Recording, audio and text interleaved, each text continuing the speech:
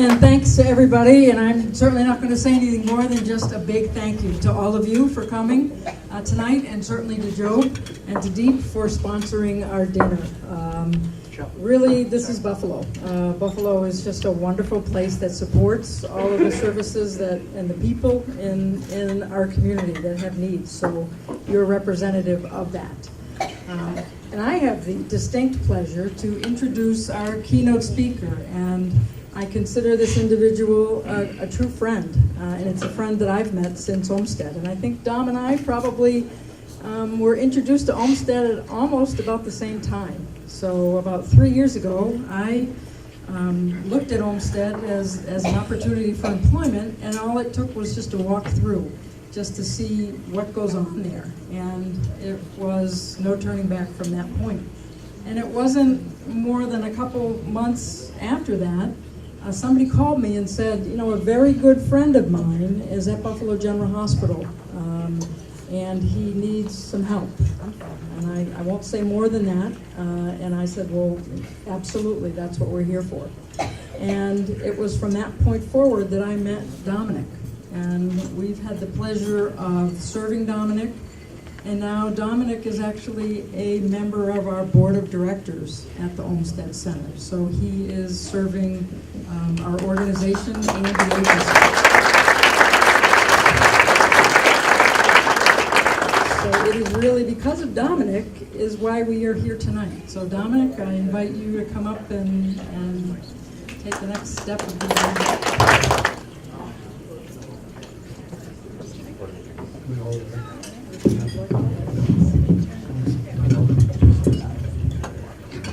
Yeah, she says, take it out of there and you can walk around with it. You know? That's confidence. Well, I also want to thank everybody for coming tonight, but right now I just really want to thank Tammy Owens, President and CEO of Olmsted Center for Sight, because in my first few months, after I tell my story, once I got home, she actually showed up at my house. And I thought that was awesome. I go for an organization, the president, to show up and spend some time with me was just something that I knew that the person leading this organization was one of the most remarkable, special people that we have in Buffalo, New York. So can we give her a hand?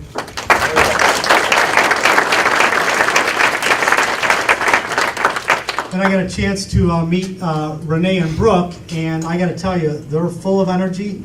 They help raise a lot of money for Olmsted. They're nonstop 24/7. So can we give them a hand? And I got a call from Job, who you just met, who contacted Olmsted, and all of a sudden I got a call from him, and we met about 3 weeks ago about this event, and he just came in and he just won me over as someone that really had a heart for nonprofits and had a heart for Olmsted Center for Sight, and I really believe that we're going to be friends for a long time. So where are you, Joe? Just good job.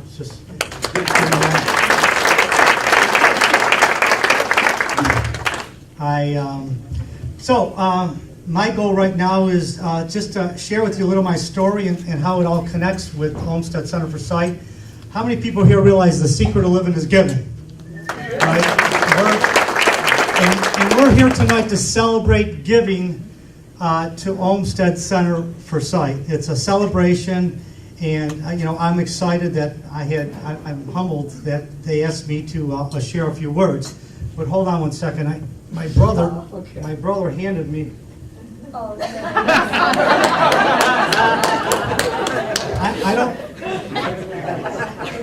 Mike, this is my brother. I just want to know I'm actually blind, okay? Just so you know. And then I don't know if my cousin came in, but she typed up my notes. And I just want you to know my family's pretty cruel, I don't need that, okay? So I'll just have to speak from my heart here.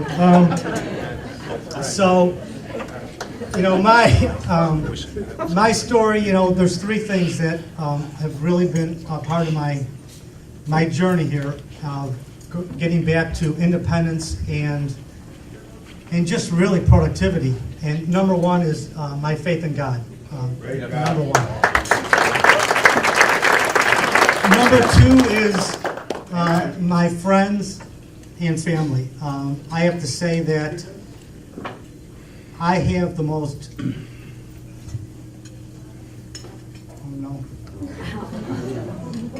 I have the most incredible family and friends. I mean, I've got people here that I've met 30, 40 years ago. And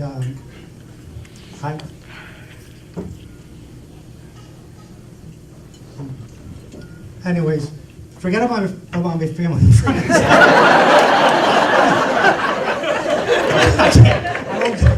You just guys know that I love you.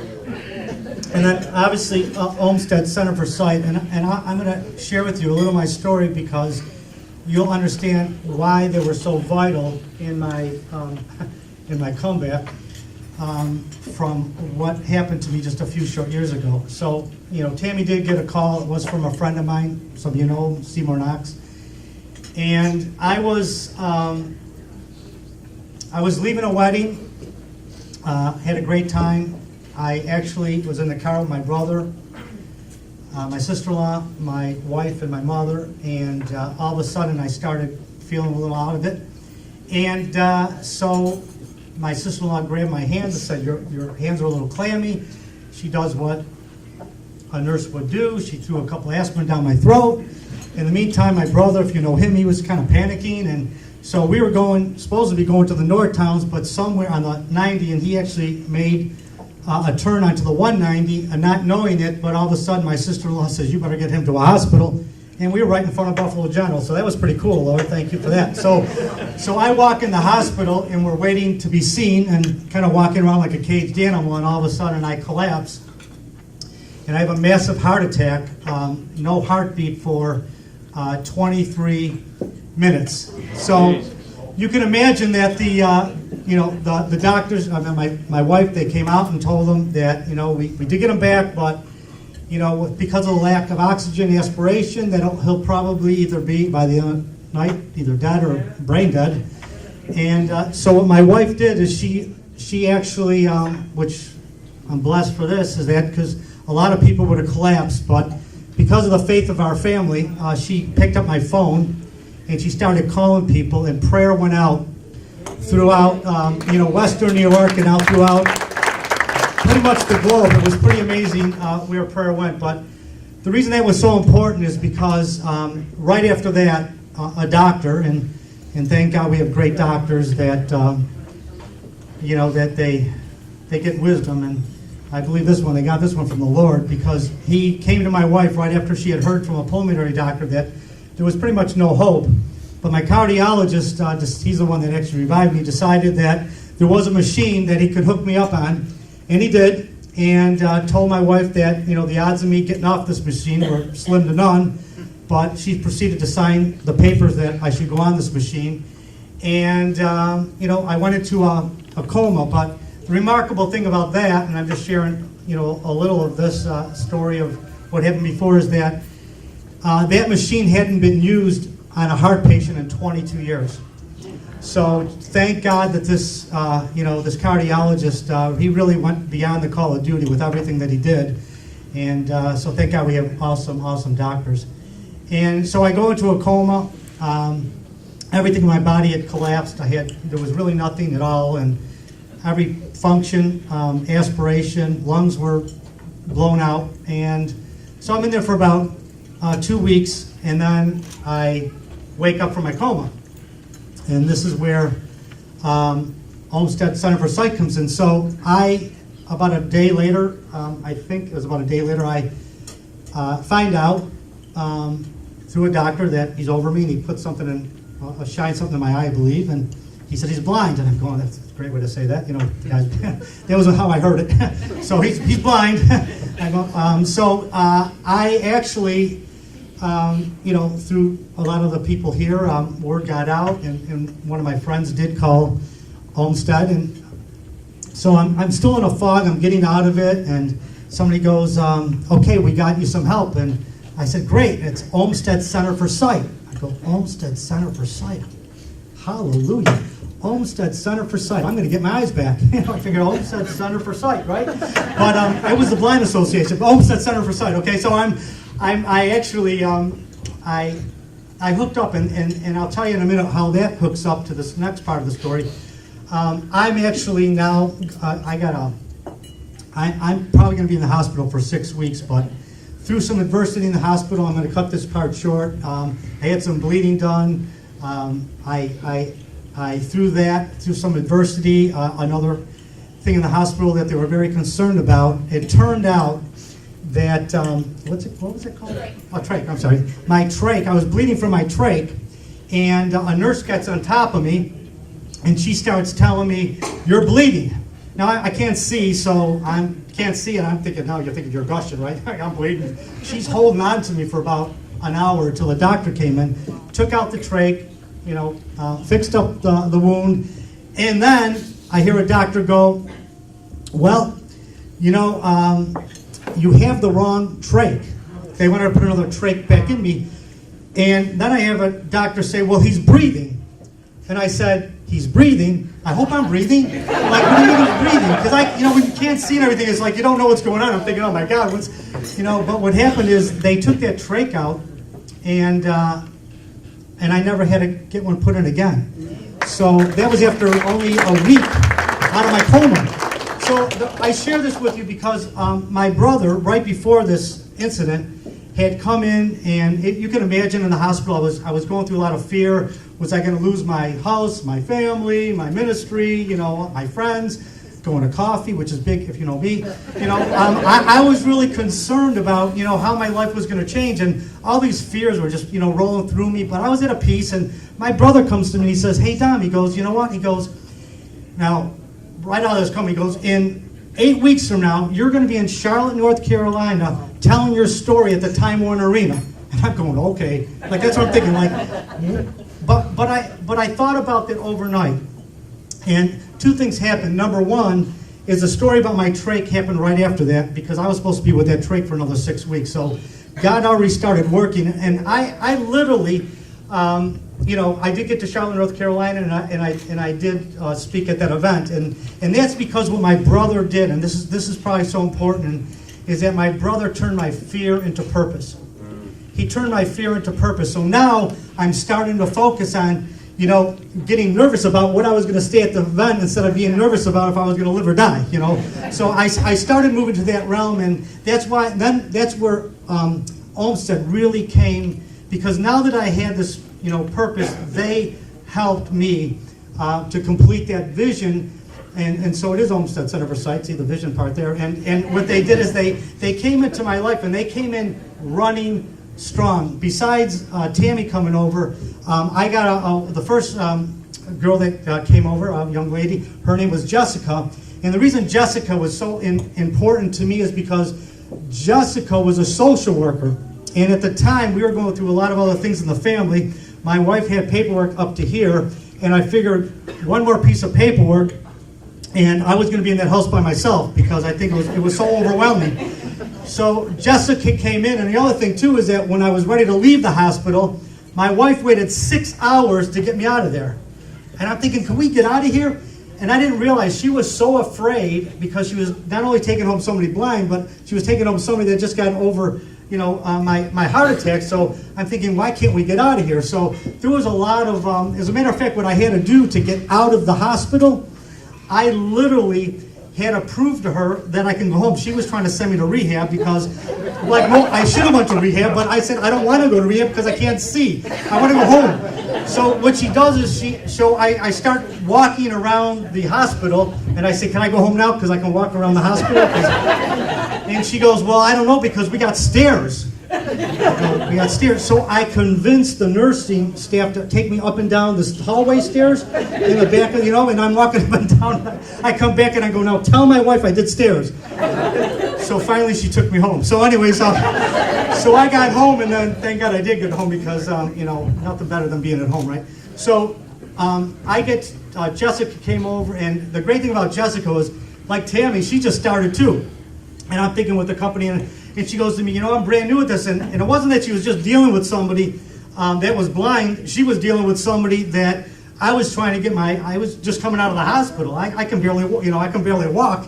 And so she's going, you're gonna have to bear with me. I go, don't worry, we're gonna do this together. So she was awesome. She did all the paperwork, and you know what? It really, for me, it was peace for my wife, and that was worth $1 million, right? So that was the first person that came along. And then what happened is I get Linda, who came over, and this was really vital because when I was in the hospital, one of the worst things that happened to me is my phone ended up in my wife's purse, and then she brought salad to the hospital, and she had dressing, and the dressing got all over my phone, and so I was like, and she can tell you, I was more mad about my phone than anything else. I mean, you would have thought I had a heart attack and went blind. So what happens is so Linda comes in and I'm going, oh my God, I love this girl. She's going to show me how to use a phone. So she showed me, I got an iPhone, and she shows me how to do Facebook and messaging, and she showed me how to do, emails and replying and you name it. She showed me, and I'm better at a phone today than I ever was. I mean, it's remarkable. Matter of fact, I got so good at the phone, I literally did a FaceTime video call to the Philippines. Now, I don't know if they knew I was blind, but I did the call anyways. It was a conference call. Okay. I just did it. I figured out how to do it. I just pushed that button. So anyways, it was awesome. So now I'm really excited because I'm actually, if I got a phone, I got a social life, right? That's all I really wanted. So now I got this phone, and then she shows me this device, and it actually has a scanner. And what it did is we had to put something on your clothes, and you scan it, and it actually, to make it short, it actually tells me what I'm putting on. So hopefully tonight I'm dressed okay, but because you actually just, it is so cool because now I'm thinking, oh, that's another thing. I can actually, because you just start, things about how to, shower stuff, and she actually showed me then, another great thing is she got into my kitchen and she asked me if I wanted to learn to cook. Well, I already knew how to cook. I just asked her, well, no, show me how I can actually, work the kitchen, and so the first task that I did, and I don't know if any of my friends are here, and you probably know by now because I'm all over the place here, I'm Italian, and so I needed to make sauce because we have sauce every Sunday. So the first task that I did is I made the sauce, I made the meatballs, and so if anybody on Sundays you're welcome to come over, I'm sure my wife will appreciate that. Okay, so so I did that. I was so little things like that became huge for me, and I'm not just saying they spent 3 times with me. They spent months with me. As a matter of fact, I spent over 1.5 years just with those 2 off and on. As a matter of fact, anytime I really needed them, they were there, and I was just blown away with all the support because I was actually in the beginning. I was just looking. I mean, in the beginning, I actually made them. I hope Tammy's not here, but I actually, when they came into my kitchen, they said, I said, well, we're ready to get to work. I go, well, how long we got? Well, we got about an hour or 2 hours. I go, good, we're going to have a cup of coffee because we're going to talk because I figured, I wanted to get to know who was working with me, and it's funny how hard I had to beat them up just to take a cup of coffee, but they got used to it when they were with me after a while. But so then, but the person that really came in is that my mobility instructor, which was somebody that showed me how to use my cane. Now, the cane to me was,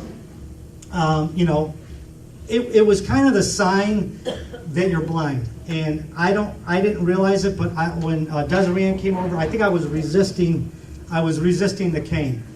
But she came into my life. She showed me how to walk around the block. She showed me, really became independent, going into buildings, mapping things out. She literally, I had a goal of walking a 5K, and she went to a track with me and developed a device where I could walk independent without my cane. And to me, that was just awesome, and many people here have actually, walked with me, and I really appreciate that. And some of the ones that walked with me last year, just in front of all these people, raise your hand if you don't. I'm pretty persistent, if you know. So anyways, we're walking, and then what happens is that, her training, my son was getting married, and one of the things I wanted to do is just, seem as comfortable as I could be at the wedding. So she actually took me to the wedding venue, and we literally mapped out one of the rooms, and I memorized all the tables and everybody sitting at the tables because she showed me a mapping system in my head that was just incredible. And so we did that, and I don't know if this is part of it too. Hopefully I'm not, she's not here anymore, which is good, because I said, listen, I'm going to have to dance it there, so can you come up here at the wedding venue? So I made her dance with me, whether she liked it or not. I don't know if that's part of her job title, but we danced anyways. So then what happened is I'm starting to travel now because they gave me the confidence to travel. So I was going to some of my events. I went to Charlotte, North Carolina. I went to San Jose. I went to Arizona. So I'm starting to feel real comfortable. Some of the people in this room were helping me. And I'm walking through an airport. And Bob, if you're here, Bob, you're here. Okay, I just want you, that guy there. He's talked to his friends. I don't even know why he showed up, because here's what he did. I'm walking through the airport, and all of a sudden he goes, oops. And I was on an escalator. Like really, Bob? I'm blind. But anyways, I guess that was great because they trained me where Bob probably forgot, so that's good. But guess what? So what Desrienne does is she actually then brings me, at JCPenney's they have an escalator. She takes me up and down the escalator about 20 times until I get really good at escalator. I says, listen, you never know. You just don't know, because people, it's funny, there's people in this room, they walk me off curbs, they knock me in the doors, they leave the door open. I say, leave the door shut. They open it up so I hit my head on the corner. So I started to realize that cane was becoming very, very valuable. Like, I just can't trust people like that. So that was part of it. But recently, again, after that, I thought, well, maybe Bob was, I was with my friend Vale, and I'm in an airport, and we make a turn, and all of a sudden he goes, escalator. So now I learned, I stopped dead in my tracks. I go, would that be going like up or down there, Vale? But I had my cane, so my cane, that cane saved me. So my cane, just what she did was truly, truly amazing. Social worker, the technology. Jessica is then the person that actually told me, and we developed such a relationship. She goes, there's people that they're looking for some people for the board. I think she goes, maybe you should. I think, why would they want me on the board? But somehow I got myself on the board, so I'm on the board. So hopefully we're making more money than we did when I got there. So so I get on the board, and then it's just amazing because their relationships that I had turned out to be, as a matter of fact, when all three of them left, I was the saddest person in the world. I was making up things at the end. So I can just I was trying to find things because it was so awesome to learn. They took me through coffee shop. They showed me, because of that, I was able to go into hotel rooms. I stayed in rooms where in the morning, people left me, because they showed me how to map a room, I was able to actually stay in a room by myself and actually get downstairs. And just all sorts of things. I got on a plane one time. I was in New York City. I'm a minister too, and I was marrying somebody. I hope I married the right people. I could have turned. So I got up, I did that, and then what happened is I actually got on a service car. The funny thing is my family actually let me do this. I'm in New York City and Brooklyn. I got in a service car by myself, and he drove me all the way to Newark, where I figured out a way to get help. And this all came because of the confidence of Olmsted, to get on a plane by myself and then get there. And I got them to take me downstairs where somebody was picking me up. And they happened to be Bob, which I was on Bob again. So that was the only time. I got all the way there, then I got nervous because Bob was at the end of the, there's no escalators here, right, Bob? So, all that stuff. But it was great. It was great. And people have a lot of fun. And what I found out is that, even though you're like this, that you can have fun with it, that you could, you can it's just amazing if you no matter what you're going through in life. This happens to be my disability, and some of you can see and you have your own disabilities. I know that because you call me sometimes. and the thing is that if you have purpose and you have goals and you have vision, that it's amazing how you can accomplish. Because of Olmsted Center for Sight, I've accomplished more.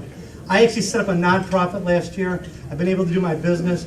I've probably accomplished more in the last 2.5 years than I did the previous 5 years together, just because of the support that they've given me. So I wake up sometimes, and I'm not saying you can get used to this, because believe me, I would love to. I would obviously love to get my vision, and I believe that's going to happen someday. But the last story that I'll share with you is that I was with Des Rand again, and again, I mean, there was just so many things that she helped me with. But she was walking on my street, and so she tells me, "Okay, Dom," this is when she felt confident. She goes, "I want you to walk back home." I said, all right. So I start walking back home, and she's behind me, and she's what I believe is, she was in her late 20s, and my wife said she had blonde hair, and beautiful. She was beautiful. She told me she was beautiful, and not that I saw that, but she was beautiful. And so I'm walking down my street, and I get down the street, and a neighbor comes by later that day, and he goes, "Dom," he goes, "I don't know if you know this." He goes, "You did real good going down the street." He goes, "But I don't know if you know this. There was a girl following you." He goes, "Blonde hair, good looking." I says, "Really?" I go, "Well, that was the blind leading the blonde."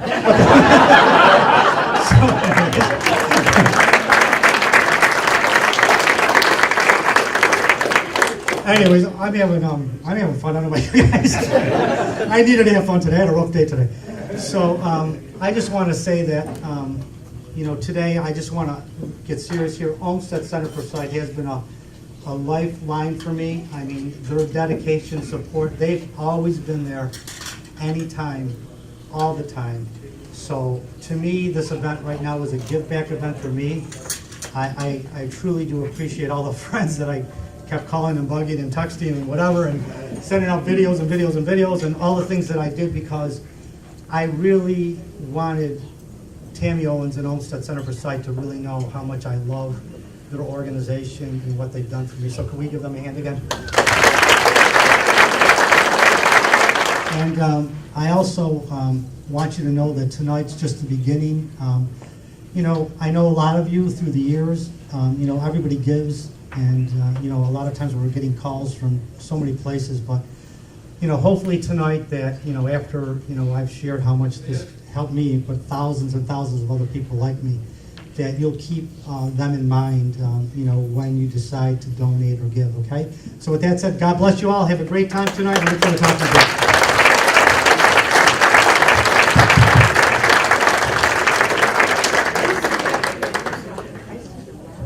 Dear friends, actually, like Tammy mentioned, he's the one who pushed this event this far. I wanted to thank you, Dominic, for all the help and support. And by this time, I want to let you know that my organization need a good marketing director, and I'm more than happy to offer you that job. Thank you.